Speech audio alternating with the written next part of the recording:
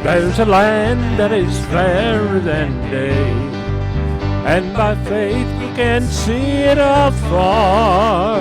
For the Father waits over the way to prepare us a dwelling place there. In the sweet by and by, we shall meet on that beautiful shore. In the sweet by and by, we shall meet on that beautiful shore. We shall sing on that beautiful shore the melodious songs of the blessed, and our spirits shall sorrow no more. Not a sigh for the blessing of rest.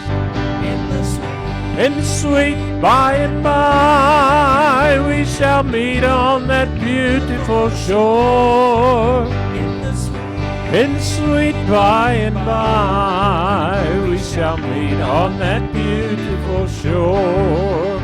To our bountiful Father above, we will offer our tribute of praise for the glorious gift of His love and the blessings that hallow our days.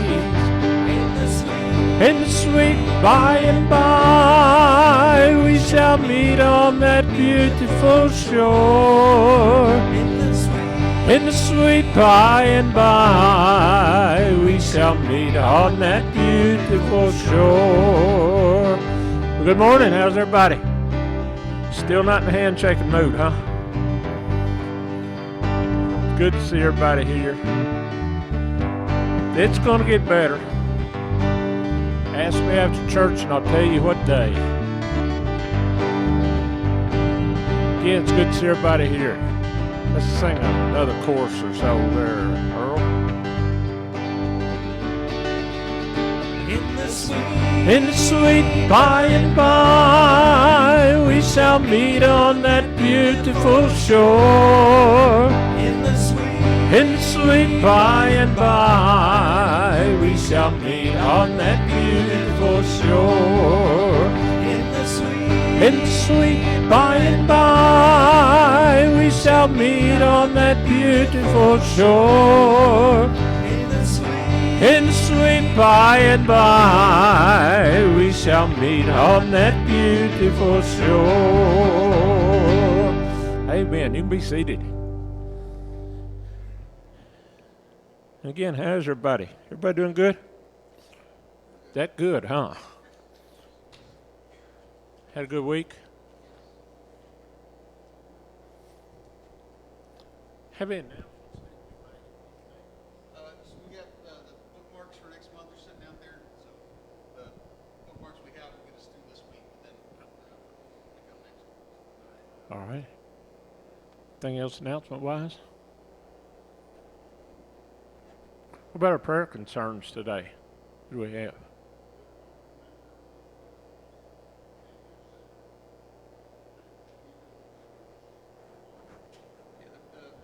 They were the ones that visited here a while back from the church in Reno. She's got the virus, and 2 other people out there at the church in Reno. The preacher might have it as well.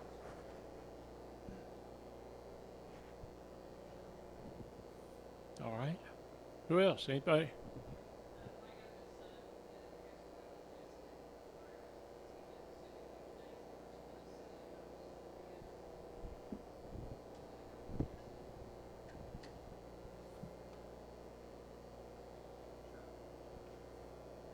All right. Who else?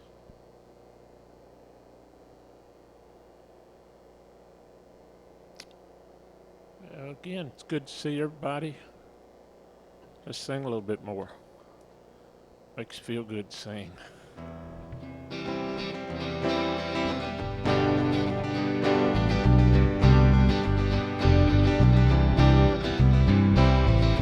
I am weak, but thou art strong. Jesus, keep me from all wrong. I'll be satisfied as long as I walk. Let me walk close to thee. Just a closer walk with thee. Granted, Jesus is my plea. Daily walking close to thee. Let it be, dear Lord, let it be. Through this world of toil and snare, if I falter, Lord, who cares? Who with me my burden shares? None but thee, dear Lord, none but thee. Just a closer walk with thee. Granted, Jesus is my plea. Daily walking close to thee. Let it be, dear Lord, let it be. When my feeble life is o'er, time for me will be no more. Guide me gently, safely o'er to thy kingdom shore, to thy shore. Just a closer walk with thee. Granted, Jesus is my plea. Daily walking close to thee. Let it be, dear Lord, let it be.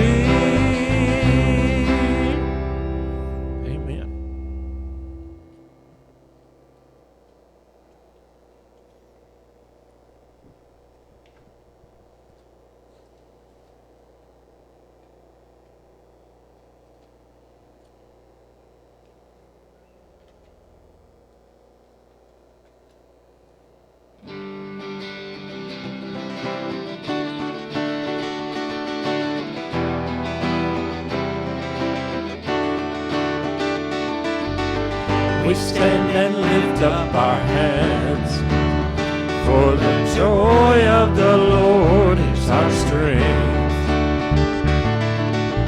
We bow down and worship Him now. How great, how awesome is He, and together we sing.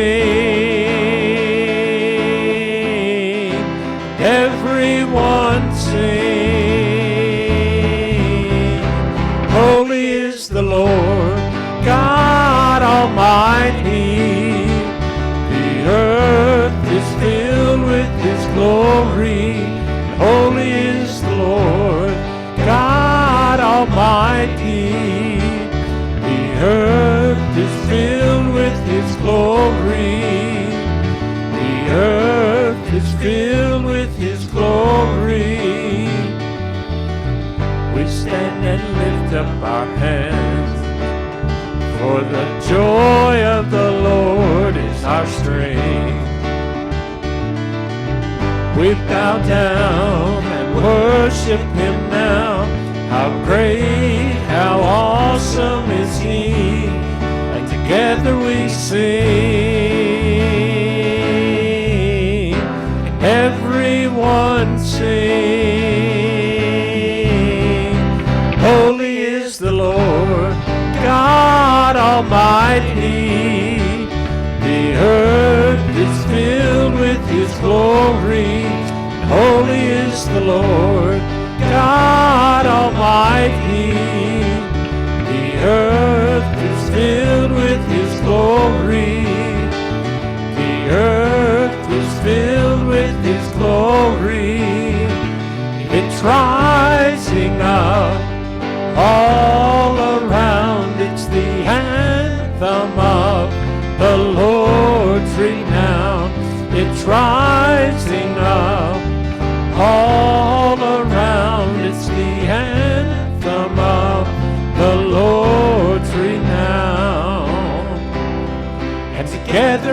sing, everyone sing. Holy is the Lord God Almighty. The earth is filled with His glory. Holy is the Lord God Almighty. The earth is filled with His glory. The earth is filled with His glory. Amen. After we sing this, we'll have our prayer time this morning for those that we've mentioned.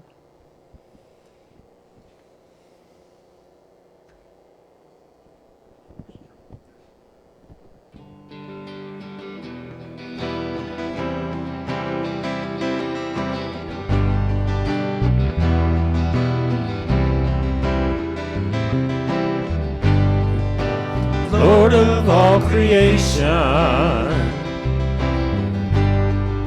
of water, earth, and sky, the heavens are your tabernacle. Glory to the Lord on high, God of wonders beyond our galaxy.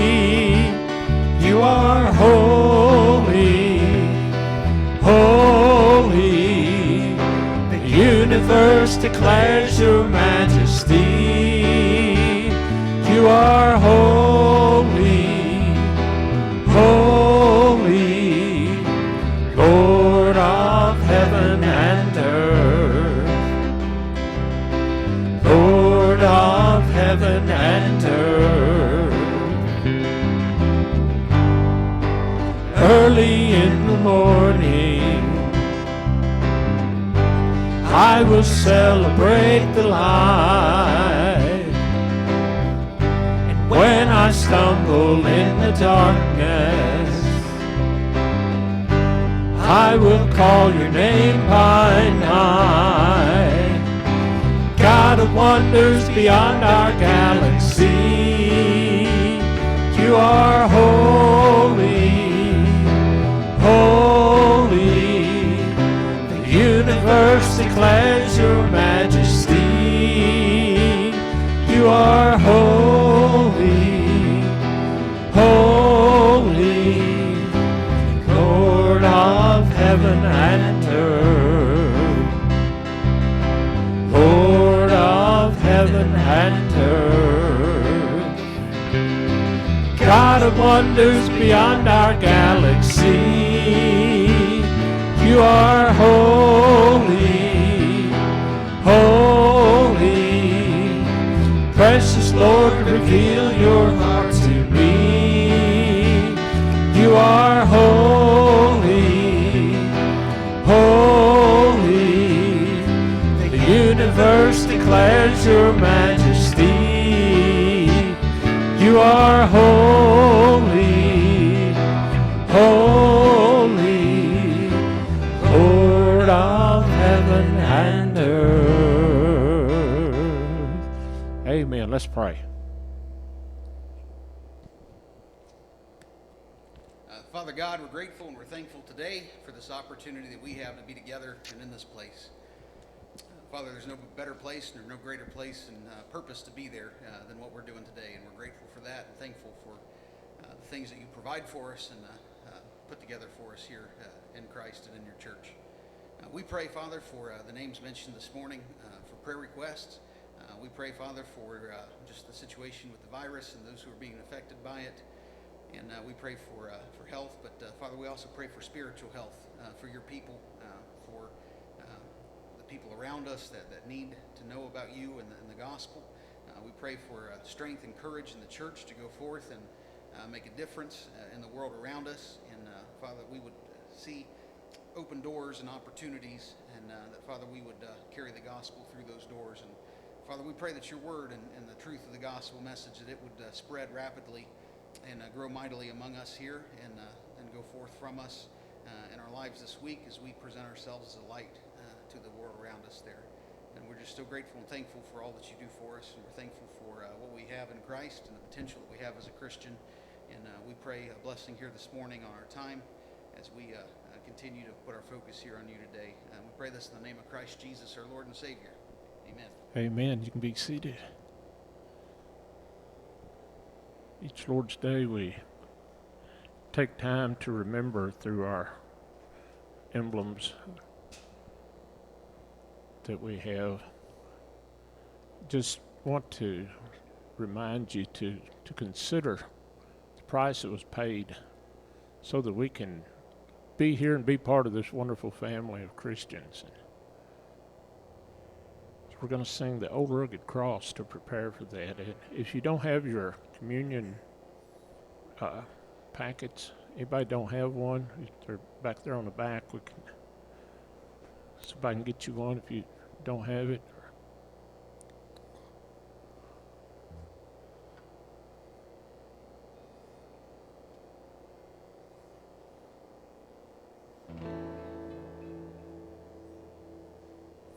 All right.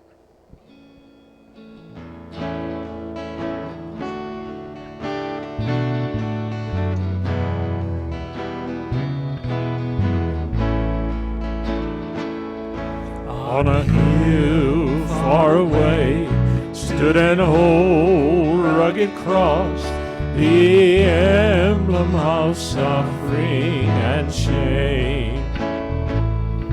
And I loved that old cross where the dearest and best for a world of lost sinners was slain.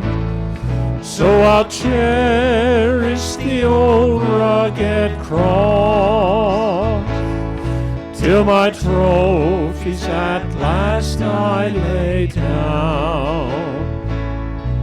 I will cling to the old rugged cross and exchange it someday for a crown.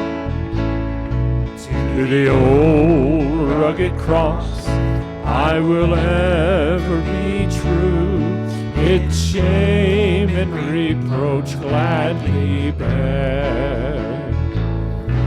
Then he'll call me someday to my home far away, where his glory forever I'll share. So I'll cherish the old rugged cross till my trophies at last I lay down. I will cling to the old rugged cross and exchange it someday for a crown.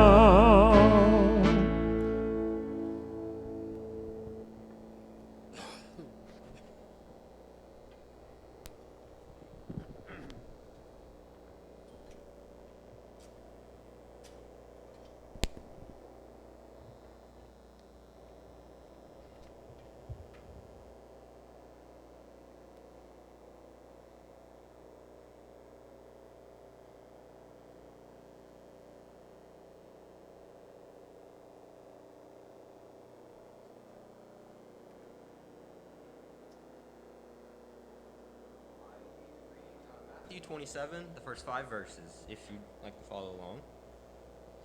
When morning came, all the chief priests and elders of the people plotted against Jesus to put him to death. And when they had bound him, they led him away and delivered him to Pontius Pilate, the governor. Then Judas, his betrayer, seeing that he'd been condemned, was remorseful, and brought back the 30 pieces of silver to the chief priests and elders, saying, I have sinned by betraying the innocent blood. And they said, What is that to us? You see to it. Then he threw down the pieces of silver in the temple and departed and went and hanged himself. Judas, when he betrayed Jesus, he knew it was bad, as what he did afterwards. He felt a different type of guilt, a type of guilt have felt, a type of guilt you have felt, and a type of guilt we don't want to feel, though. I'm going to be referencing Romans 6:2. How shall we who died to sin live any longer in it.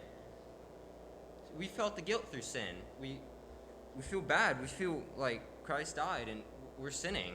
And why? And we remember Jesus because we don't have to feel that guilt. We don't have to feel like Judas felt at that moment. And we can have a clean slate, a clear conscience, and that crimson stain can be turned as white as snow. Let's pray. Dear Lord, we thank you for this day and the time given to meet and evaluate and look at the sacrifice that took place. And it is in Jesus' name that we do pray these things. Amen.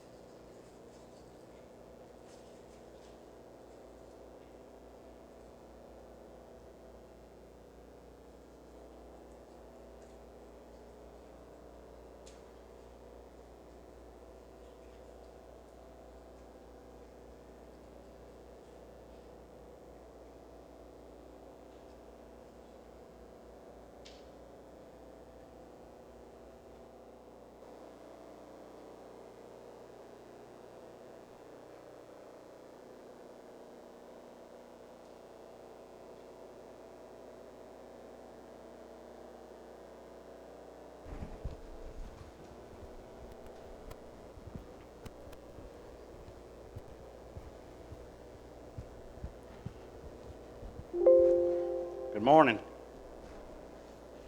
This morning we're going to be in Matthew chapter 7, verses 15 through 23.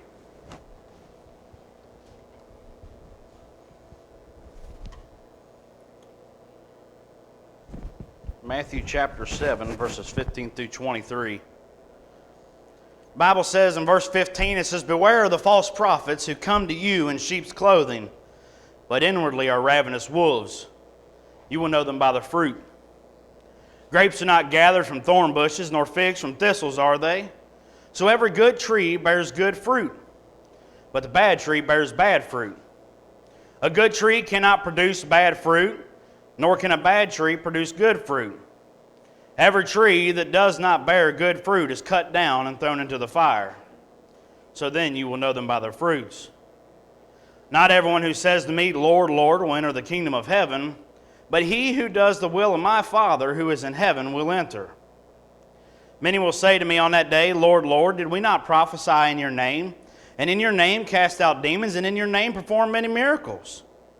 Then I will declare to them, 'I never knew you. Depart from me, you who practice lawlessness.'" Let us pray. Our dear Heavenly Father, we just thank you again for just another wonderful opportunity we have to be in your service.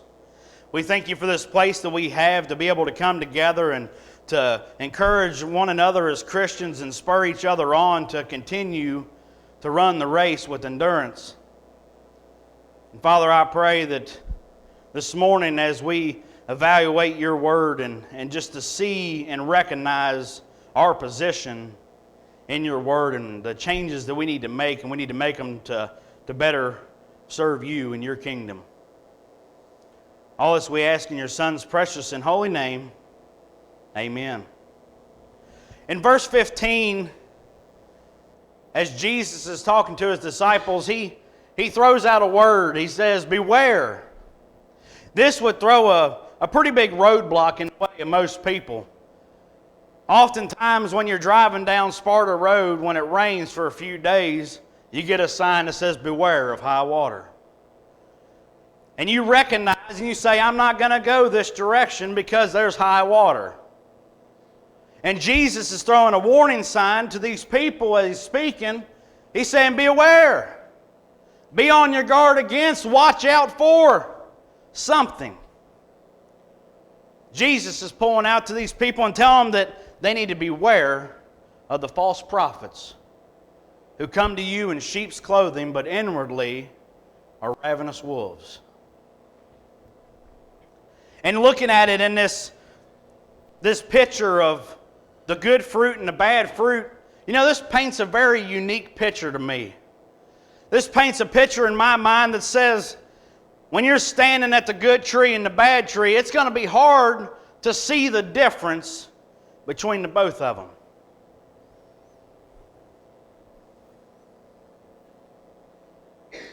It's going to look good on the outside, but on the inside, it may be rotten to the core.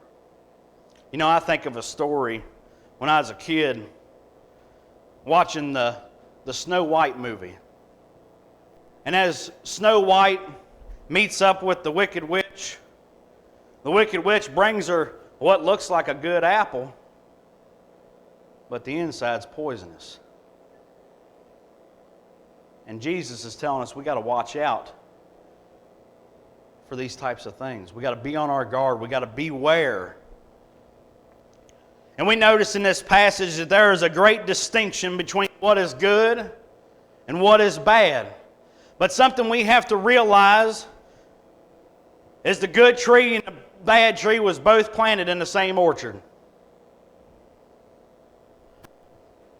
All trees were expected to produce good fruit in this orchard. But sometimes, just sometimes, we may come across an opportunity where we do not get what is expected. You will know them by their fruits. To answer this, we have to go among the orchard and see exactly what kind of fruit is being produced. And my thing I pose to you this morning is, in the church today, there are 3 different types of trees that sit in the church. And we're going to examine this text and see what's taking place. See what kind of fruit is being produced, and see what kind of fruit tree we are actually being. The good fruit. I like to think about this good fruit is when you go to a store and you go in and you're going to purchase a tree. You don't just walk up to the first tree you see, you pick it up and grab it, and that's going to be the tree you're going to buy. If you're anything like me, you like to browse around first. I like to browse around and kind of see what my options are. I like to go through and really check it out and see what I'm actually going to buy. I want to make sure it's good enough for me. And so you browse around and you look at the trees and you look to see what kind of leaves is on it, whether they're withered up or rotting or starting to chip off and break off because they're dead. So you look for the good, nice, bushy trees. Then you'll grab a hold of that tree and you'll look at the root system of that tree. And you want to see whether or not these roots are all dried out, or if they look like they just got water a few days ago.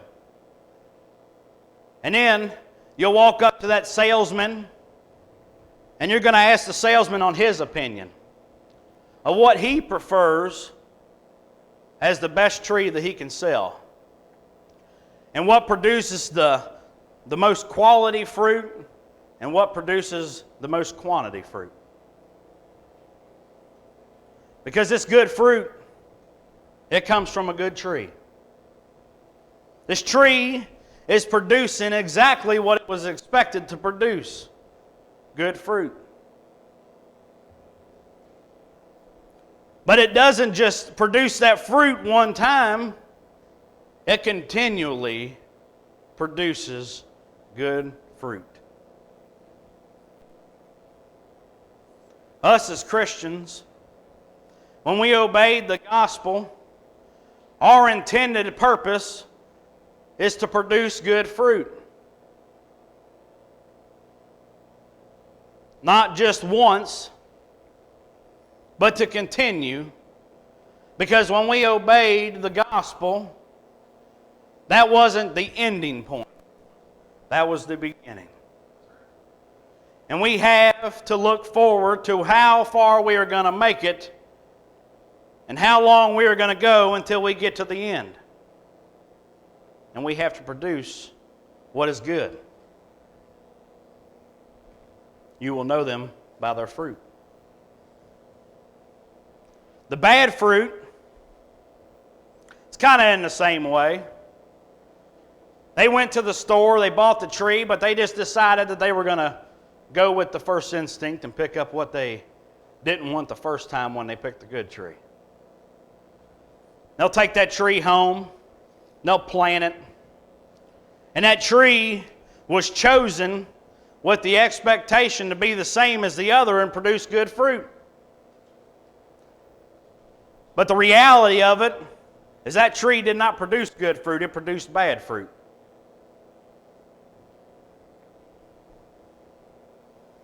A tree was expected to receive the same nutrition that the other tree was getting.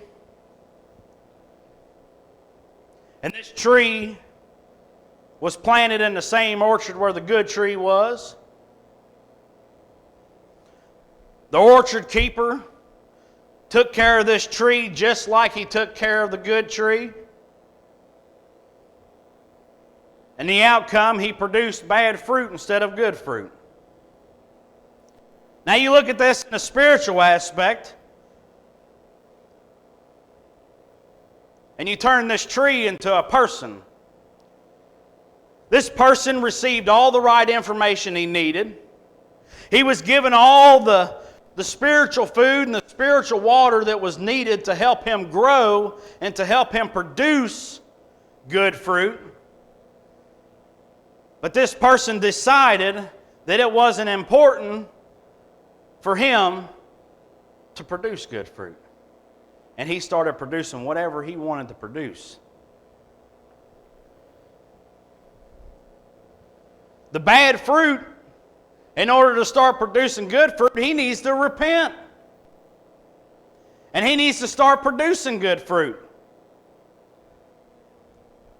You look back at verse 15, and beware of the false prophets who come to you in sheep's clothing, but inwardly are ravenous wolves. This fruit looks like good fruit on the outside. But on the inside, it's a ravenous wolf. No longer acting like a sheep.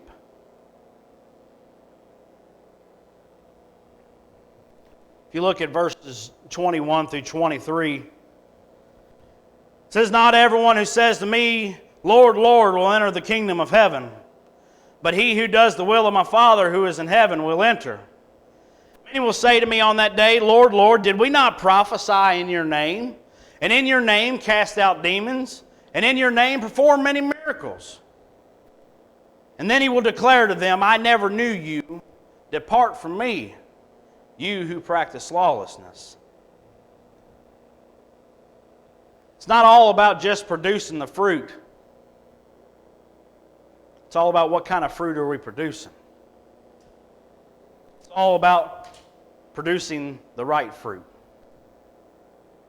Because in verses 21 through 23, these are not bad things to do, but it's not what they were instructed to do. You will know them by their fruit. Now, I mentioned earlier that there are 3 types of trees sitting in the church today. And the third one is a tree that produces no fruit. And I think about this last tree as the orchard seems to be full of them. The orchard is full of so many trees that are not producing any fruit at all. And you see, it's harder to see whether or not this tree is producing fruit because it's surrounded by a bunch of good fruit trees and a bunch of bad fruit trees. And the appearance of this tree looks very nice. It's really nice and green. Branches are enormous. This tree would look to the orchard keeper as having a lot of potential. And based off the physical attributes of this tree, it holds a lot of promise. But the reality of this tree is it's producing nothing. This tree is no good for anything. And you see, the person who planted the tree didn't go through and put all the work and all the effort in to realize after the tree reaches its full potential that it's not going to produce anything. He wasted his time and wasted his effort, and it did not fulfill what was expected. Do we see this in the church today? Absolutely, we do. Now, there are a lot of people sitting in the Lord's church today all over the world that are sitting in the pews that are doing absolutely nothing. Just in the short time that I've been a Christian, I have seen it. I've seen people walk into the baptistry and get dunked and think, well, now that I'm clean, I've did my job. It's like going to the store and buying a brand new pair of sneakers. You walk in the store, you buy your new sneakers, you put them on, and you walk around, and everybody notices that you got new sneakers. Man, them are nice. Where'd you get them at? How much did you pay for them? And after they wear a little tread off the sneakers, they toss them in the corner. No longer wear them. When people were looking to become a Christian and looking for the dunking process, all they wanted was the title. But the major problem that's happened is they've accepted the idea that once they get dunked, that's all they have to do.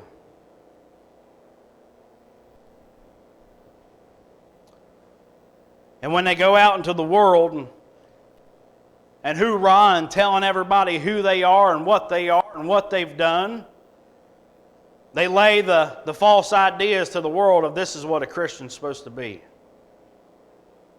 But to the world is filled with a bunch of myths and fairy tales on what a Christian is actually supposed to be. To the world, a Christian is someone who parks their car in the parking lot of the church from time to time. To the world, someone is a Christian based off of the deeds they do, and they're just a good old boy. To the world, someone is a Christian by listening to Christian music or watching Christian movies or talking to Christian people. To the world, someone is a Christian just because they can recite to you and quote John 3:16.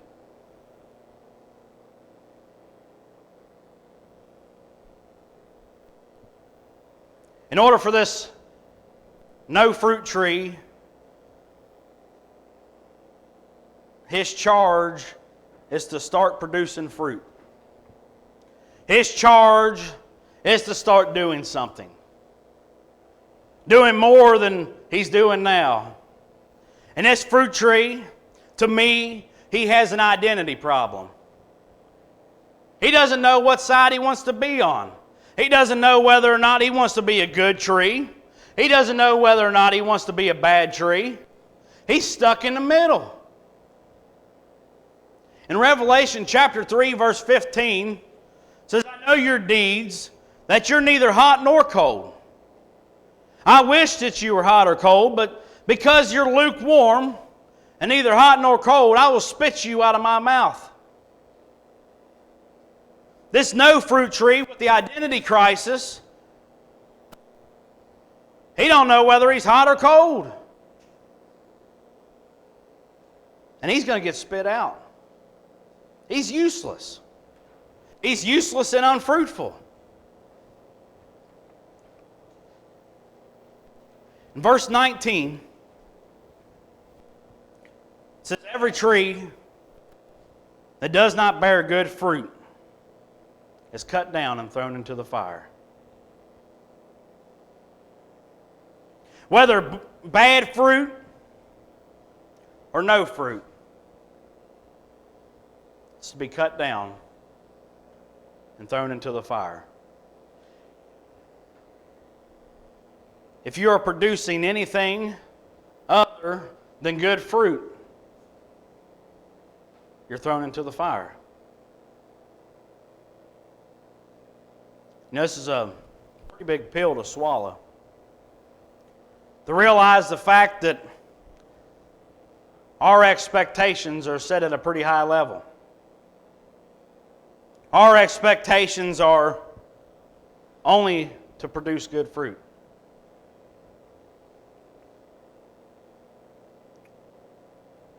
Our expectations to receive our eternal reward are set pretty high. And going back to this good tree, good fruit, bad tree, bad fruit, we realize that a bad tree cannot produce good fruit. And a good tree can't produce bad fruit. There is a great distinction between the two. And the intended purpose for the tree is to produce exactly what kind of tree it is. The question we have to ask ourselves this morning is, what kind of fruit are we producing? Are we producing good fruit from a good tree? Are we producing bad fruit from bad tree? Or are we just producing no fruit at all? We really have to look at our lives and evaluate and put ourselves in the situation to recognize the fruit we are producing. Because we will know them by their fruits.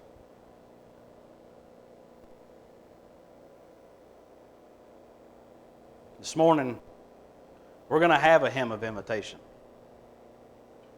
And we need to really evaluate and ask ourselves that question. And we need to make the changes that need to be made. We need to start producing good fruit. Quit producing bad fruit. And if we ain't producing any fruit at all, then we need to start producing something. This morning, if you haven't made a decision to become a Christian, God has laid out a plan that's very visible all the way through the Scriptures. And that plan and that commitment has to start with faith. In Romans 10:17, the Bible says, faith comes by hearing, and by hearing of the Word of God. And we know in Hebrews 11:6, it's without faith it is impossible to please God. So in order to be pleasing to God, we have to have faith. But faith alone ain't going to get you there. We have to believe that Jesus is the Christ, the Son of God. And John 3:16, for God so loved the world that He gave His only begotten Son. Whoever believes in Him would not perish, but have everlasting life. But you don't just stop at belief. Because faith and belief is the starting point. The Bible tells us in Luke 13:3, we have to repent. We will all likewise perish. We have to change our mind, we have to change our heart, and we have to make a complete 180 and start doing what's right instead of doing what is wrong. In Acts 2:38, the first time the gospel message is preached on the day of Pentecost, there's a crowd, and there's a big crowd. And they're all standing around as Peter and John are making the charges that are being made through the gospel on what they need to do, how they need to do it, and where it takes place. And Peter stands up after they ask the question, said, what shall we do? How can we change? What's the process? Peter tells them you need to repent and be immersed in the name of Jesus Christ for the remission of your sins. You will receive the gift of the Holy Spirit. Our slate's been cleaned, but it doesn't stop there. Revelation 2:10 tells us we need to be faithful until death in order to receive a crown of life. If there's a decision that needs to be made this morning, now is the time as we stand and sing.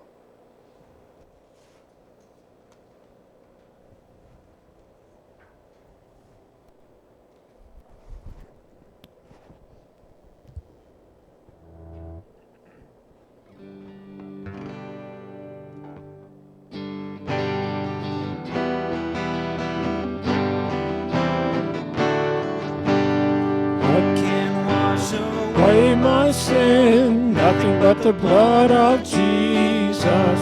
What can make me Whole again, nothing but the blood of Jesus. Oh, precious is the flow that makes me white as snow. No other fount I know, nothing but the blood of Jesus. For my part in this I see nothing but the blood of Jesus. For my cleansing is my plea, nothing but the blood of Jesus. Oh, precious is the flow that makes me white as snow. No other fount I know, nothing but the blood of Jesus.